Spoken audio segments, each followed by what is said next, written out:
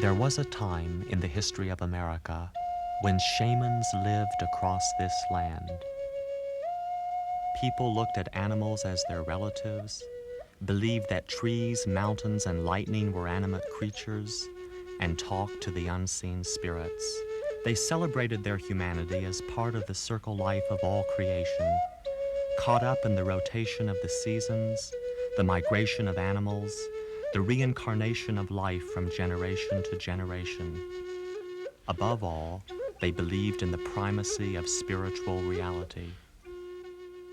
Ordinary men and women needed a mediator to intercede with the spirits, someone who could go between the earth and the sky. They looked to their shaman, who lived in close touch with the sacred. The shaman was their only hope in time of sickness and trouble. When the white man came, he did not understand the way of the shaman. He had little tolerance for other beliefs about the natural and the supernatural. Many great traditions of Native American shamanism have been lost. But now the ancient art of shamanism has returned to this country with the coming of Southeast Asian refugees.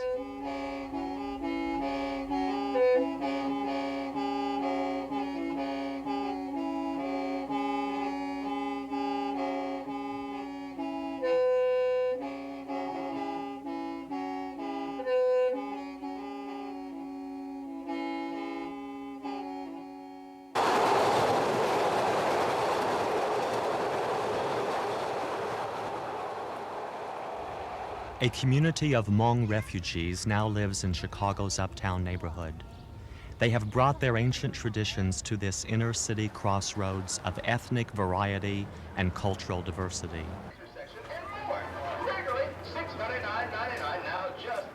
Displaced refugees from the war in Southeast Asia, they are America's most recent immigrants, still poised on the threshold between two worlds.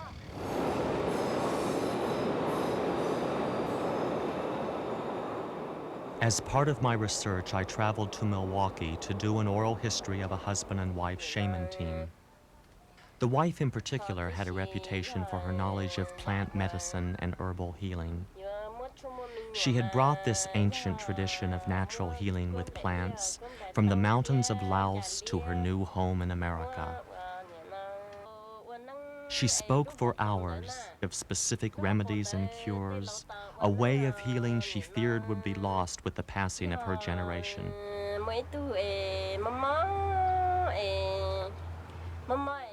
As the night wore on, she told me that when she was a little girl, she had been kicked by a horse and blinded in the left eye. Then I told her that I was blind in my left eye. She began reading my palms, tracing the lines up my arms, and giving special attention to my legs. She told me that I had suffered a loss of soul, that the spirits of my lower legs had departed. Her husband could shake for me.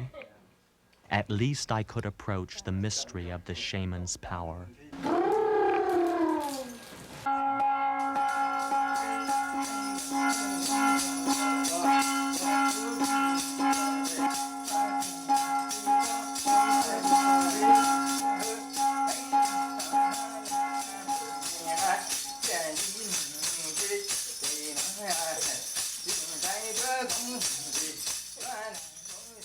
Hmong believe the shaman's soul leaves his body when he shakes, and if it does not come back, he will die.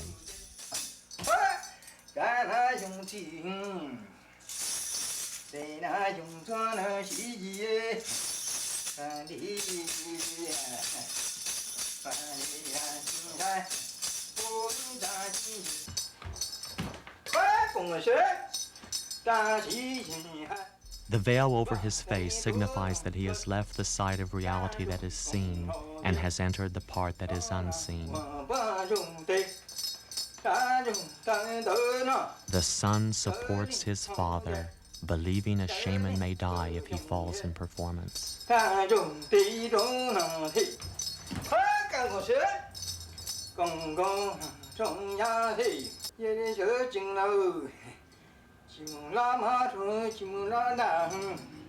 He is talking to the spirits, arguing and pleading, cajoling and commanding.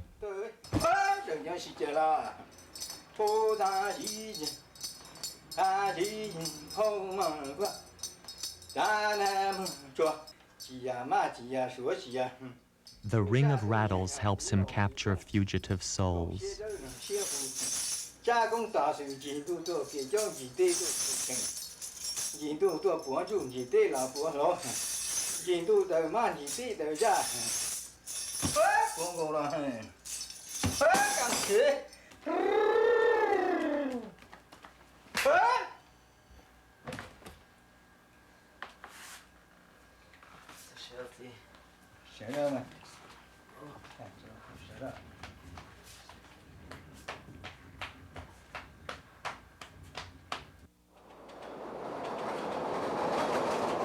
Now in America, they are afraid and saddened to think that this sacred way of the shaman could be lost.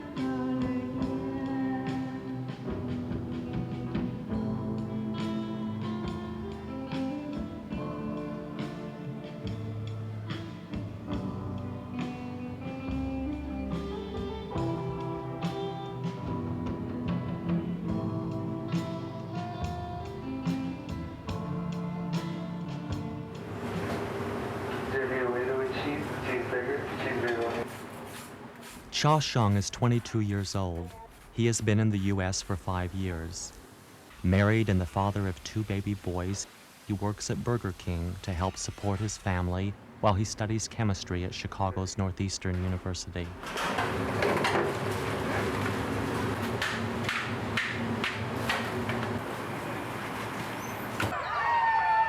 Cha's second son was born 2 months premature.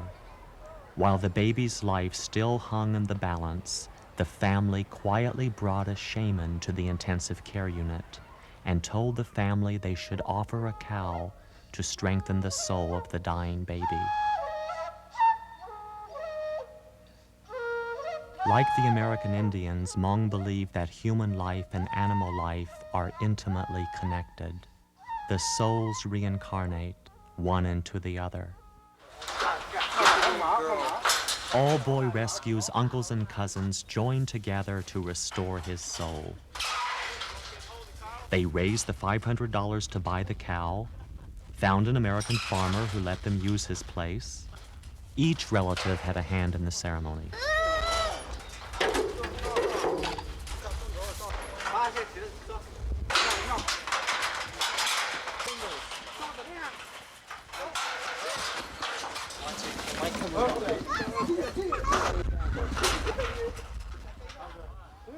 The uncle speaks to the spirit of the cow. He carefully explains that it has been chosen to give its strength to save the life of Boy Rescue.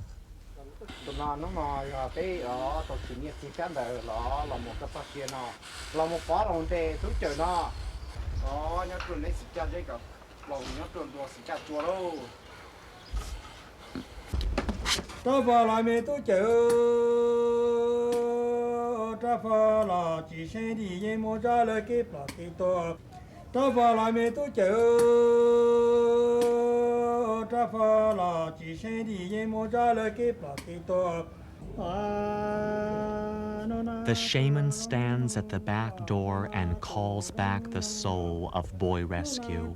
He hits the doorpost to guide the spirits through the opening, giving them over and over again the dimensions of the doorway.